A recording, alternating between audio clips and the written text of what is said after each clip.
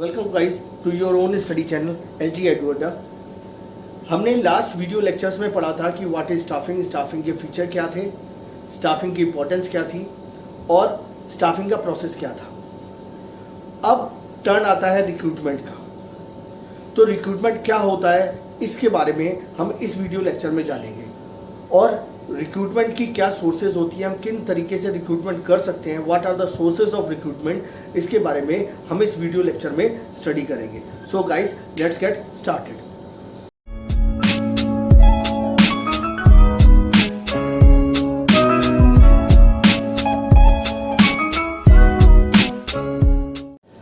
What does recruitment means? Recruitment means searching for prospective employees.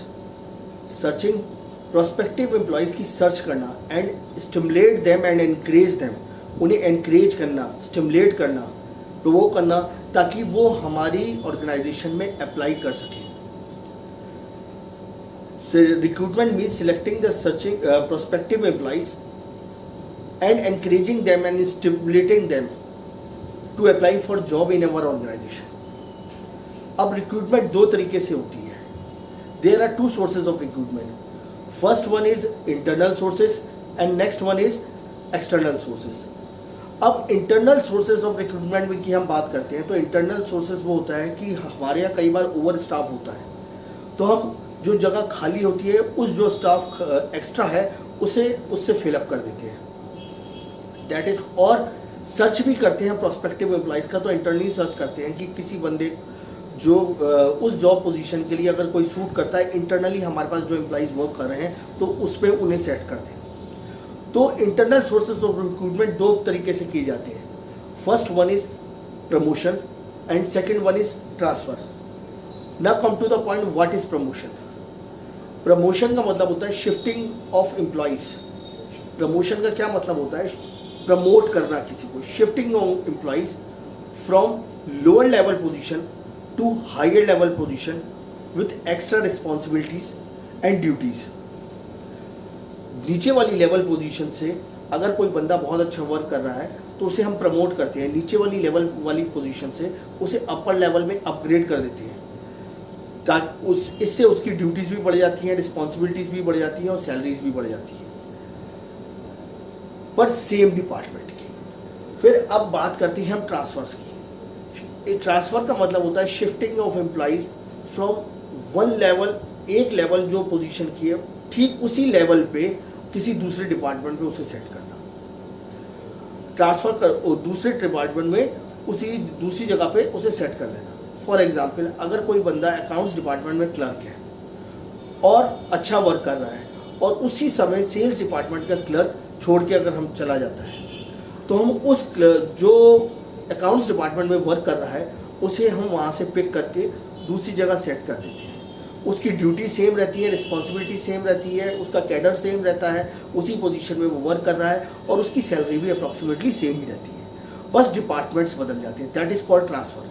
और whereas promotion में क्या था कि लोअर लेवल से हायर लेवल पे उसे अपग्रेड कर देते हैं, उसकी ड्यूटीज, रिस्पॉन्सिबिलिटीज, सैलरीज वगैरह बढ़ जाती है.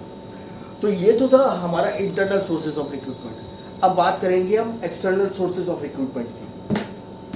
एक्सटर्नल सोर्सेज ऑफ रिक्रूटमेंट में हम 9 तरीके से रिक्रूट कर सकते हैं. There are 9 ways, 9 sources of recruitment, external recruitment. अब फर्स्ट वन है डायरेक्ट रिक्रूटमेंट. अब डायरेक्ट रिक्रूटमेंट कैसे होता है? जो बंदे हमारे डायरेक्टली अप्लाई करते हैं.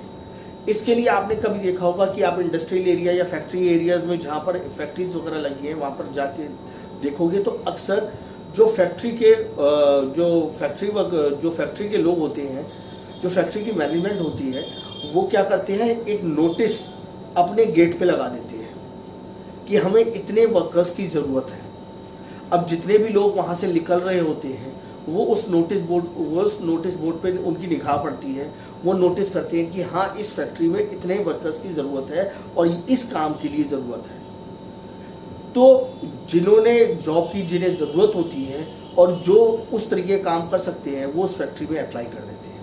तो ये इस तरीके से डायरेक्ट रिक्रूटमेंट होती है. ये मेनली कैजुअल वर्कर्स के लिए ही और अनस्किल्ड वर्कर्स के लिए ही सूट करता है. Factory workers, casual workers, unskilled workers, उनके लिए ये डायरेक्ट रिक्रूटमेंट सूट करता है। सेकंड आता है कैजुअल कॉलर्स। ऑर्गेनाइजेशन, कोई भी organization time to time recruitment और सिलेक्शन प्रोसेस करती रहती है, प्रोस्पेक्टिव एम्प्लॉइज को सर्च करती रहती है कि कभी कोई छोड़ के चला जाए, जगह खाली हो जाए, तो उनको ज़रूरत पड़े तो वो दूसरे बंदों को कॉल कर लें जो जिन्होंने पिछली बार इंटरव्यू दिया होता है, तो और वो सिलेक्ट नहीं हो पाते, पर उनके रेज्यूम ऑर्गेनाइजेशन, अपने मैनेजमेंट अपनी फाइल बना के रख देती है कि इन बंदों ने अप्लाई किया था और ये बंदे सिलेक्ट हुए थे, पर इन्हें हमने रखा नहीं था। जब ऐसी पोजीशन ऑफर होती है कि कोई पोजीशन खाली हो जाती है ऑर्गेनाइजेशन में, तो अब वो जगह को फिल करने के लिए सबसे पहले वो फाइल खोलते हैं और उन बंदों को फ़ोन कर देते हैं कि हाँ जी भैया, हमारे यहाँ पोजीशन खाली है, आप अप्लाई कर दीजिए। तो that is called casual callers. अब उसके बाद आ जाते हैं एडवर्टीजमेंट। अब सिर्फ डायरेक्ट रिक्रूटमेंट में जो वहाँ से निकलते थे सिर्फ वही देखते थे, कैजुअल कॉलर्स में जो हमारे पास रेज्यूम थे सिर्फ हम उन्हीं को कॉल करते थे।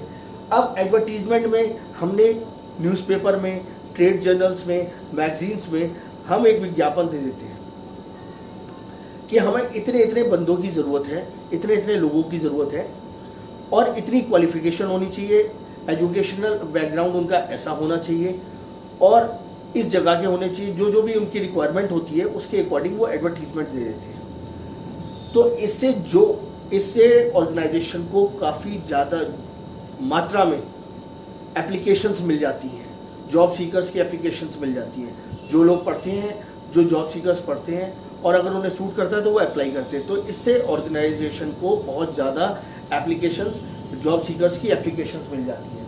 Fourth one is employment exchange. अब हम बात करते हैं एम्प्लॉयमेंट एक्सचेंज की। गवर्नमेंट ने जो एम्प्लॉयमेंट एक्सचेंजेस खोले होते हैं वहाँ पर जॉब सीकर्स अपना रेज्यूम सबमिट करते हैं, रेज्यूम लगा के आते हैं।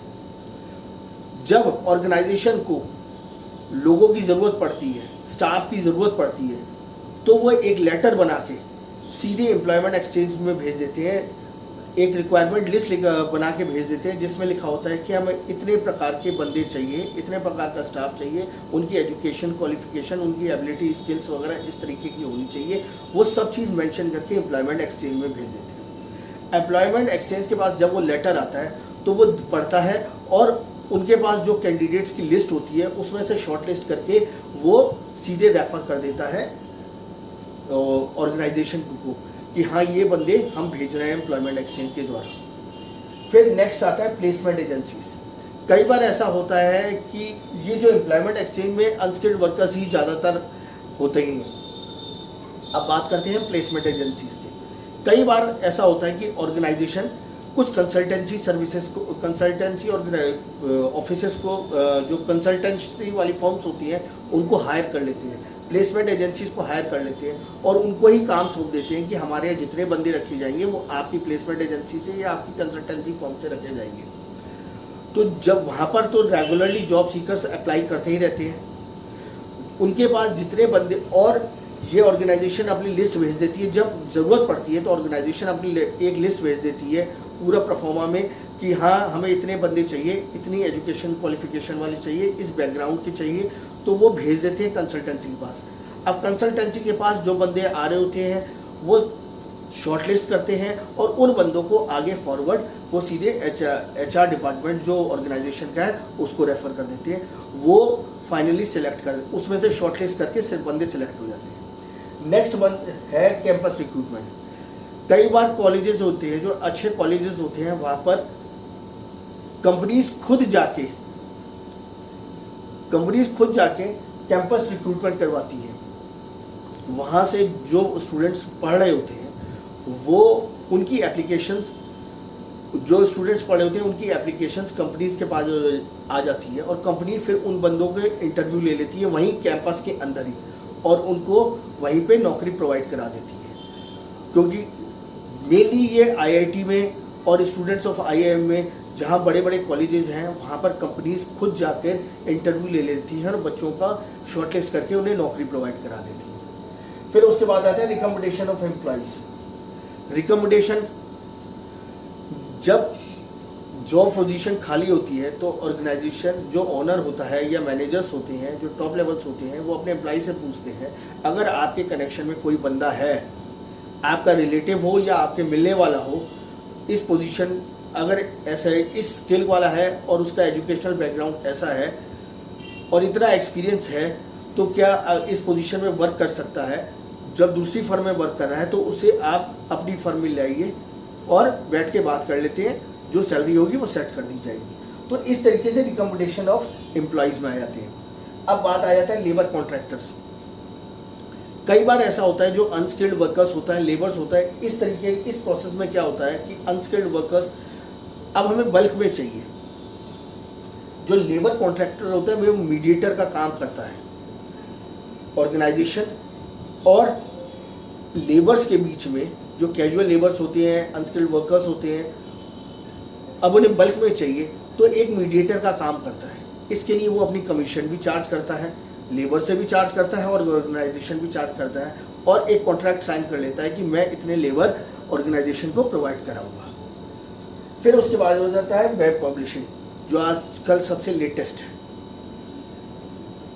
naukri.com, jobmonster.com, indeed.com, इस तरह की कई वेबसाइट्स हैं जिसपे ऑर्गेनाइजेशन अपना जो नोटिस दे देती है कि हमें इतनी रिक्वायरमेंट है वर्कर्स की, इतनी रिक्वायरमेंट है स्टाफ की।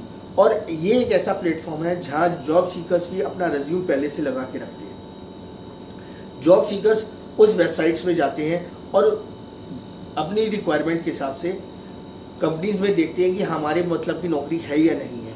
अगर उनके मतलब की नौकरी होती है तो वो अप्लाई कर देते हैं। तो ये सब बच्चों तरीके थे एक्सटर्नल सोर्सेज ऑफ रिक्रूटमेंट के और इंटरनल सोर्सेज ऑफ रिक्रूटमेंट के। अब अगले स्टेप में, अगले वीडियो लेक्चर में हम सिलेक्शन प्रोसेस के बारे में बात करेंगे। ठीक है, अगर आपको वीडियो अच्छा लगा हो तो कृपया करके लाइक, शेयर और कमेंट जरूर करिए। अगर कोई क्यूरी हो तो आप कमेंट बॉक्स में पूछ सकते हैं, मैं आपको रिप्लाई जरूर करूंगा। और दूसरी चीज़, प्लीज़ प्लीज़ प्लीज़ अपने चैनल को सब्सक्राइब जरूर करिए। Thank you.